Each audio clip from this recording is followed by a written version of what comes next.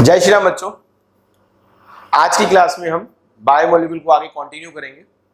अगर तुम्हें याद हो तो पिछली क्लास तक, क्लास नंबर 3 तक, मैंने तुम्हें ग्लूकोज का ओपन स्ट्रक्चर एक्सप्लेन करा था और ग्लूकोज के ओपन स्ट्रक्चर में काफी बातें एक्सप्लेन करी थी हमने कि ये हमारा ग्लूकोज है, इसमें एक एल्डिहाइड है, इसमें 6 कार्बन लगे हुए हैं, तीसरे कार्बन पे OH ऐसे है, तीसरा कार्बन कैसे गिनना है जी, ऊपर ऐसे ही लिखना है। मैंने सारी बातें बताई थी तुम्हें। 4 सेकेंडरी OH है, 1 प्राइमरी OH है। हम ये बातें डिस्कस करके थे और हमने इसको प्रूफ कराया था कि हाँ भी ऐसा है, साइंटिफिकली केमिकली प्रूफ करा दिया था इसको कि ग्लूकोज में ऐसा ही होता है, स्ट्रेट चेन होती है, एक एल्डिहाइड होता है और 4 सेकेंडरी OH है, एक प्राइमरी OH है। हर कार्बन पे अलग अलग OH लगा। आज हमें क्या करना है, आज का टॉपिक हमें क्या करना है, हमें स्ट्रक्चर की लिमिटेशन पढ़नी है कि स्ट्रक्चर की, ओपन स्ट्रक्चर की, चेन स्ट्रक्चर की लिमिटेशन क्या है, कहां पर ये स्ट्रक्चर गलत हो जाता है। क्योंकि हमने पिछली बार इसके वो तो पढ़ लिया, सपोर्ट में क्या क्या चीज थी, अब इसकी लिमिटेशन पढ़ेंगे। तो ध्यान दो, पिछली क्लास में मैंने तुम्हें एक बात बताई थी कि ग्लूकोज में एल्डिहाइड को प्रूफ करने के लिए भाई एल्डिहाइड है, कार्बोनाइल ग्रुप लगा हुआ, हम HCN से रिएक्शन कराते थे इसका और इसका ऑक्साइम बनाते थे। तो हम कहते थे HCN से रिएक्ट कर रहा है, ऑक्साइम बना रहा है, तो इसका मतलब इसमें कार्बोनाइल ग्रुप लगा हुआ है। ठीक है, अब एक बार ही जरा अपनी NCERT को पकड़ो और एक चैप्टर जो है अपना chapter aldehyde ketone carboxylic acid, उस चैप्टर में जहां पर ये समझा रखा है कि भाई अगर कार्बोनाइल ग्रुप होता है तो वो HCN से रिएक्ट करता है, तो उसके साथ में ये एक बात और समझा रखी है कि भैया जो कार्बोनाइल ग्रुप होता है वो HCN के साथ NaHSO3 से भी रिएक्ट करता है। दोनों साथ साथ रखे कि भाई जो कार्बोनाइल से रिएक्ट करेगा, कार्बोनाइल जो है, कार्बोनाइल का जो वो है कंफर्मेशन है वो HCN से रिएक्ट करना है, NaHSO3 से रिएक्ट करना है, ऑक्साइम बनाना है, 2,4-DNP टेस्ट देना है, स्किफ टेस्ट देना है।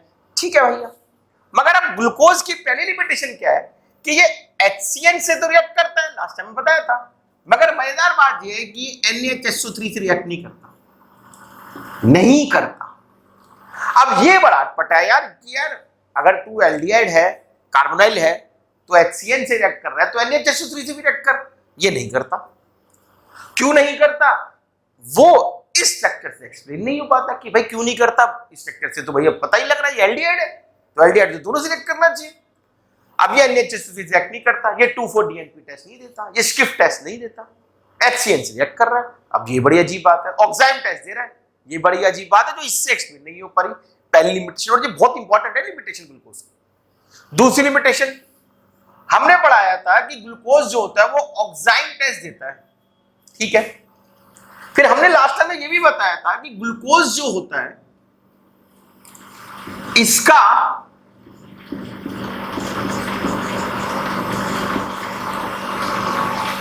इसमें 5 OH है, तो ग्लूकोज जो होता है जब एसिडिक एनहाइड्रेट से रिएक्ट करता है तो हमने एक बात करी थी, वो पेंटा एस्टर बना देता है। अब हम सबको पता है जो पेंटा एस्टर बनेगा, जो कार्बोक्सिलिक एसिड रिएक्ट करेगा, वो अल्कोहल पे रिएक्ट करेगा, इस पे तो नहीं करेगा ना रिएक्शन, अल्कोहल पे रिएक्ट होता है। कार्बोक्सिलिक एसिड अल्कोहल से मिलकर एस्टर बनाता है, तुमने 10 से पढ़ते आ रहे हैं। तो जो पेंटा एस्टर बनेगा, जो कार्बोक्सिलिक एनहाइड्रेट से रिएक्ट करेगा, वो अल्कोहल पे रिएक्ट करेगा ना, इस पे तो रिएक्ट नहीं करेगा। मगर मजेदार बात ये है कि ग्लूकोज का पेंटा एस्टर ऑक्साइम टेस्ट नहीं देता। अब ये बड़ी अजीब बात है यार, ऑक्साइम टेस्ट कौन दे रहा था? ऑक्साइम टेस्ट तो ग्लूकोज का ये एल्डिहाइड दे रहा था ना। अब पेंटा एस्टर ने रिएक्ट हुआ तो पेंटा एस्टर से कौन रिएक्ट हुआ है? तो ये नीचे वाले 5 कार्बन रिएक्ट हुए। अब ग्लूकोज का पेंटा एस्टर ऑक्साइम टेस्ट क्यों नहीं दे रहा? रिएक्शन तो नीचे से हुआ होगा पेंटा एस्टर का, करके भी दिखाया था मैंने क्लास में, उसमें एल्डिहाइड में तो कोई फर्क नहीं पड़ा ना। अब एल्डिहाइड पहले वाला टेस्ट दे रहा था, ऑक्साइम टेस्ट दे रहा था, लेकिन उसका एल्डिहाइड को पेंटा एस्टर बना दिया। आप कर रहे हैं तो अब नहीं कर रहा, क्यों नहीं कर रहा भाई? इससे एक्सप्लेन नहीं हो पा रहा, ये तो नहीं बता सकता, इससे तो एक्सप्लेनेशन नहीं आएगी।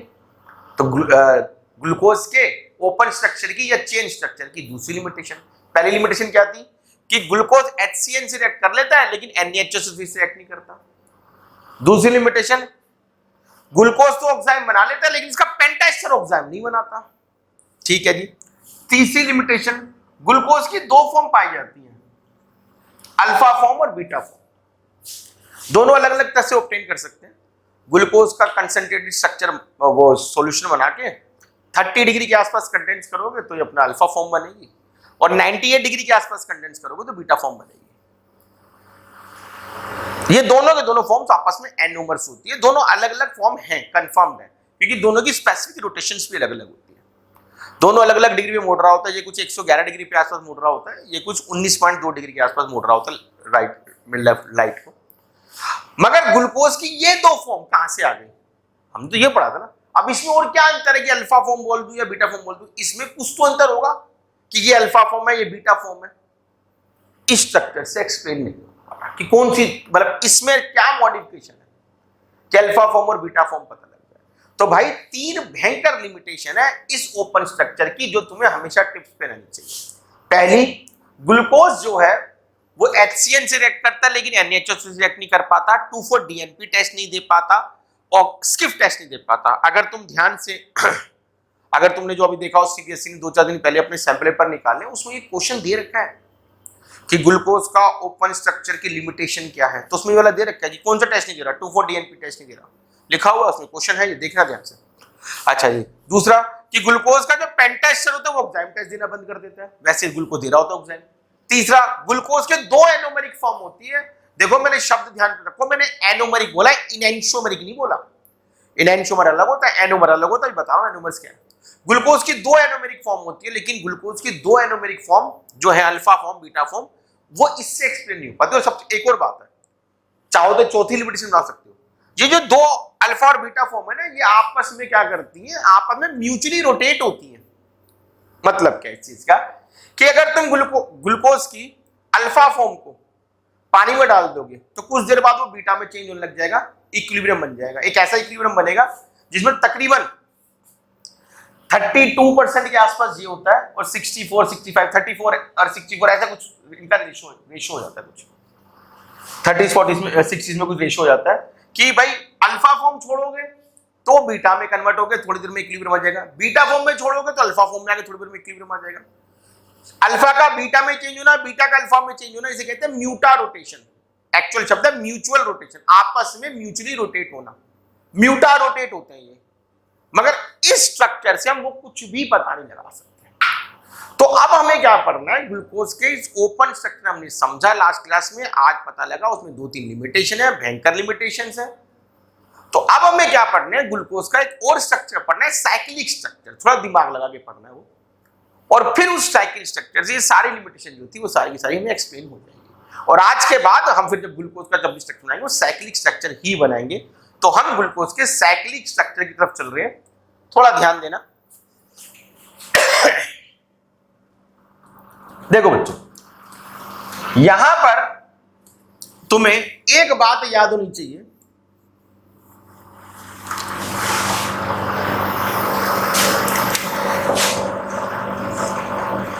हमने पहले भी पढ़ा हुआ है कि भाई ये देखो, ये कार्बोनाइल ग्रुप है, ठीक। ये जो कार्बोनाइल ग्रुप है, इस कार्बोनाइल ग्रुप में जब अल्कोहल रिएक्ट करता है तो ये न्यूक्लियोफिलिक एडिशन कर देता है, मतलब ये नेगेटिव ये पॉजिटिव, तो क्या होगा, ये कंपाउंड बन के आ जाएगा। और अगर ये कार्बोनाइल ग्रुप, याद करो, अगर ये कार्बोनाइल ग्रुप एल्डिहाइड है तो इसे कहेंगे हेमी एसिटल, अगर ये कार्बोनाइल कीटोन है तो इसे बोलेंगे हेमी कीटल। जैसे एग्जाम्पल के लिए, जैसे ये था इथेनल तो ये बनेगा इथेनल का हेमी एसिटल, ये हेमी एसिटल है।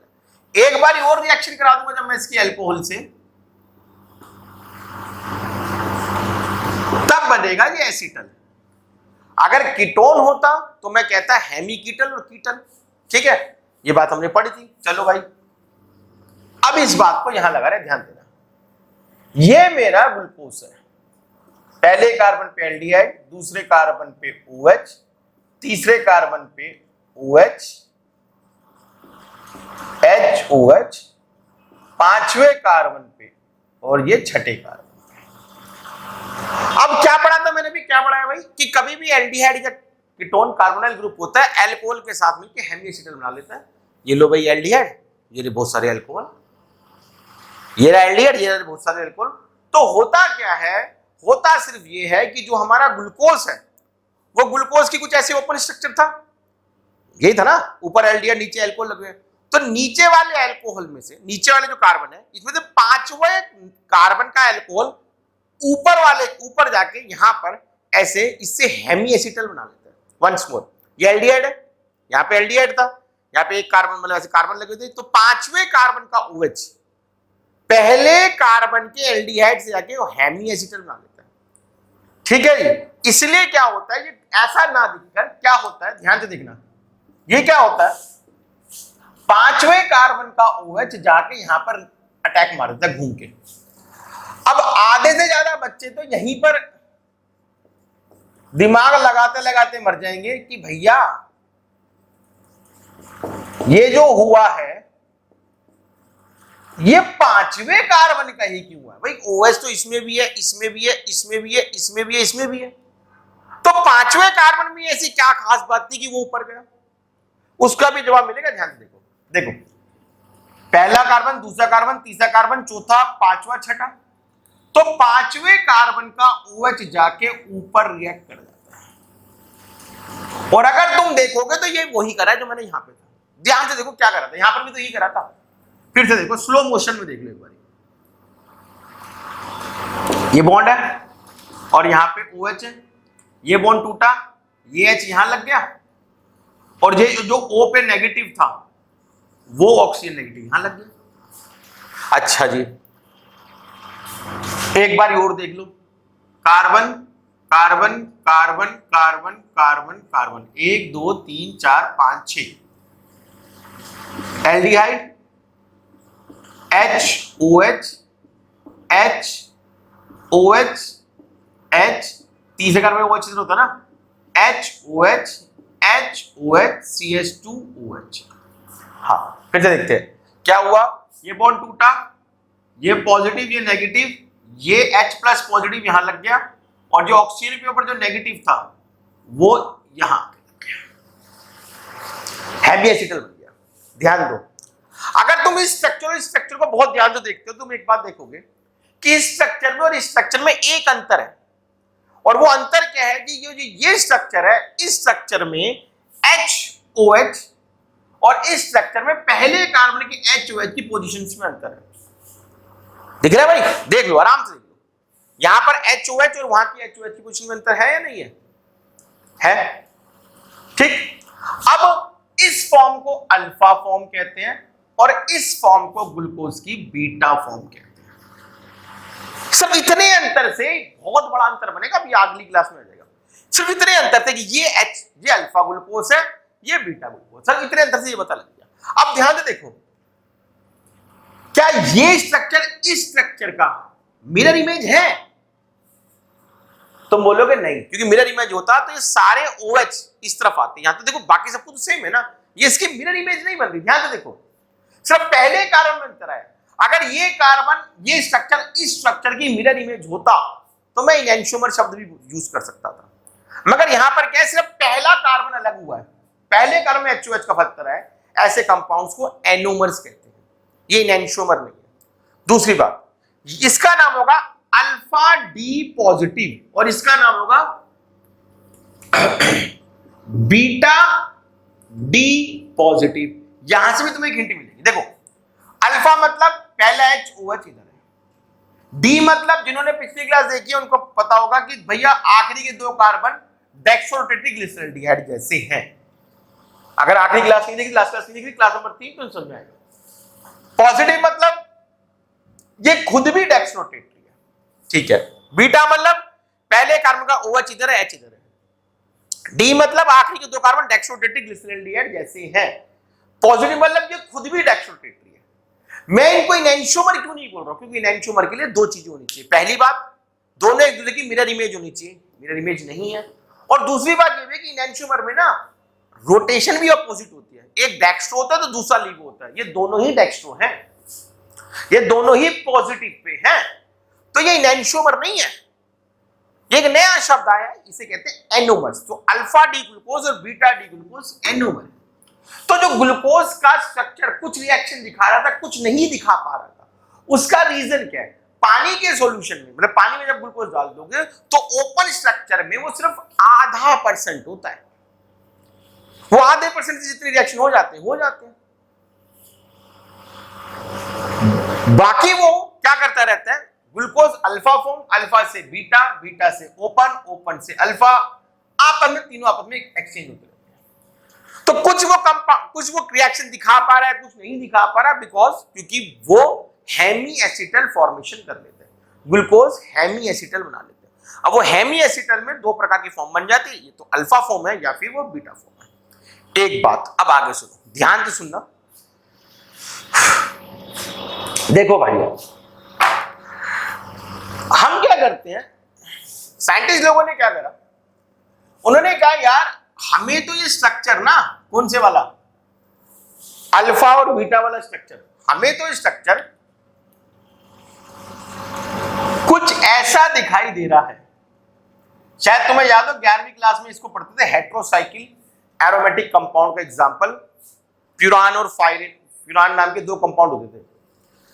तो उन्होंने कहा कि हमें तो ऐसा दिखाई दे रहा है, देखो अभी तुम्हें भी दिखाई देगा। क्या करना है, तुम ध्यान से देखो। तो ग्लूकोज का ओपन स्ट्रक्चर इसे फिशर प्रोजेक्शन कह देते हैं। ग्लूकोज के क्लोज स्ट्रक्चर को हम ऐसे शो करते हैं, इसे हॉवर्थ प्रोजेक्शन कहते हैं। और शो करने के कुछ रूल है, ये तुमने बना लिया, ठीक। ये ऑक्सीजन यहां लगा दी, उसके बाद इसको पहला कार्बन, यहां दूसरा कार्बन, यहां तीसरा कार्बन, ये चौथा कार्बन, ये पांचवा कार्बन होना चाहिए, ठीक। अब क्या हुआ है, तुम्हें क्या करना है, जितने भी ये H ये वाले हैं, मतलब इस तरफ जो है उन्हें ऊपर बनाना है और इधर वालों को नीचे लाना है। मतलब पहला कार्बन, दूसरा कार्बन, तीसरा कार्बन, चौथा कार्बन, पांचवा कार्बन। पहले कार्बन पे HOH है, दूसरे पे HOH है, तीसरे पे OH है, चौथे पे HOH है, और जब भी ये CH2OH होगा ये हमेशा ऊपर ही आएगा। तो छठा कार्बन का CH2OH ऐसे है। तो पांचवा छठा कार्बन ऊपर ब्रांचिंग में। एक बार फिर से इसको देखते हैं, इसको देखते हैं, फिर से देखेंगे। इसमें क्या है, पहले कार्बन का OH, तीसरे कार्बन का OH, चौथे का HOH, पांचवे का के ऊपर CH2OH और H। तो इसको इस फॉर्म में लिखते हैं। साइंटिस्ट लोगों ने बोला कि हमें तो ये ऐसा दिख रहा है, फ्यूरान पायरेन जैसा। तो इसका नाम पूरा पड़ा, ग्लूकोज का इस स्ट्रक्चर पूरा नाम हुआ alpha D positive glucopyranose. Alpha मतलब HOH की पोजीशन, डी मतलब आखिरी के दो कार्बन डेक्सोटेट्री ग्लिसरॉल्डिहाइड जैसे, पॉजिटिव मतलब खुद भी डेक्सोटेट्री है। ग्लूकोपायरेनोज, ग्लूकोज का वो स्ट्रक्चर जो पायरेन के जैसा लगता है, पायरेनोज, ओज मतलब शुगर। तो इस तरह से अल्फा डी पॉजिटिव ग्लूकोपायरेनोज बना जाएगा। इसको ये क्या है अपना, बीटा डी पॉजिटिव ग्लूकोपायरेनोज। अब तुम ध्यान देखो कि अल्फा डी पॉजिटिव और बीटा डी पॉजिटिव में सिर्फ इसका अंतर है, और आगे का पूरा कार्बोहाइड्रेट पार्ट जो है वो सारा का सारा इन्हीं दो फॉर्म पे चलेगा कि अल्फा डी पॉजिटिव और बीटा डी पॉजिटिव के तुम्हें हावर्थ स्ट्रक्चर बनाने आते हैं नहीं आते। और अगर तुम चाहते हो इसको और अच्छा बनाना तो हावर्थ स्ट्रक्चर जो होता है वो साइक्लिक है। अब वो साइकिल वो ऐसे नहीं है, वो पेपर के ऊपर ऐसे नहीं बनी, वो साइकिल ऐसे बनी हुई है। मतलब वो साइकिल जैसे पेपर पे 2D ऐसे नहीं बना रखी, ऐसे बना रखी। तो अगर तुम चाहते हो तो आगे के तीन कार्बन को ना सॉलिड बना सकते हो, सॉलिड कर सकते हो। तो इससे पता लगेगा कि ये आगे की तरफ निकला हुआ है। ये रिप्रेजेंटेशन है हावर्थ स्ट्रक्चर। तो भाई मैंने 4 क्लास के अंदर तुम्हें यह समझाया कि ग्लूकोज कैसा है, कार्बोहाइड्रेट की सिंपलेस्ट फॉर्म, कार्बोहाइड्रेट की क्लासिफिकेशन दी हमने पहले। उसके बाद हमने ग्लूकोज पे आए, ग्लूकोज का हमने ऊपर स्ट्रक्चर पढ़ा, आज उसकी लिमिटेशन पढ़ी, उस लिमिटेशन की वजह पढ़ ली कि हमने भाई कि ग्लूकोज असल में क्या होता है, वो ना वो बन जाता है, हेमी एसिटल बन जाता है। अच्छा हाँ, पांचवा कार्बन का OH ऊपर क्यों गया? तो जिसको थोड़ा सा भी नॉलेज है उसको पता होगा कि बेटा जो भी रिंग कंपाउंड है वो जो भी रिंग कंपाउंड है वो हमेशा 6 मेंबर्ड रिंग ज्यादा स्टेबल होती है। 6 मेंबर, मैं 6 कार्बन की रिंग नहीं बोल रहा हूं, 6 मेंबर्स की रिंग। देखो अगर वो दूसरा, तीसरा, चौथा या छठा कार्बन ले लेता तो क्या होता, इस रिंग में 6 पार्ट्स नहीं आते। 6 मेंबर की रिंग कब बन सकती है, जब वो पांचवें वाले ऑक्सीजन को ले, इसलिए मुझे पांचवें वाले ऑक्सीजन को लेगा, क्योंकि 6 मेंबर की रिंग हमेशा सबसे ज्यादा स्टेबल मानी गई है, होती है। और क्योंकि इसमें 5 तो कार्बन हो गए, एक ऑक्सीजन हो गया, तो 6 मेंबर रिंग बन जाती है, इसलिए हमेशा पांचवें कार्बन का ही OH ऊपर जाएगा। ये हमारा ग्लूकोज का अल्फा डी पॉजिटिव और बीटा डी पॉजिटिव मतलब हॉवर्ड स्ट्रक्चर, मतलब क्लोज स्ट्रक्चर की एक्सप्लेनेशन थी। मैं नेक्स्ट क्लास के अंदर तुम्हें पॉलीसेक्राइड्स पढ़ाऊंगा, मतलब ये तो हमारा मोनोसेक्राइड्स था, तो मैं तुम्हें पॉलीसेक्राइड्स और डाइसेक्राइड्स के बारे में पढ़ाऊंगा। ठीक है, जब तक तुम क्या करोगे, इनके अच्छी तरह से नोट्स बना लो और मुझे सेंड कर दो। ठीक है बच्चों, फिर मिलते हैं, जब तक की जय श्री राम।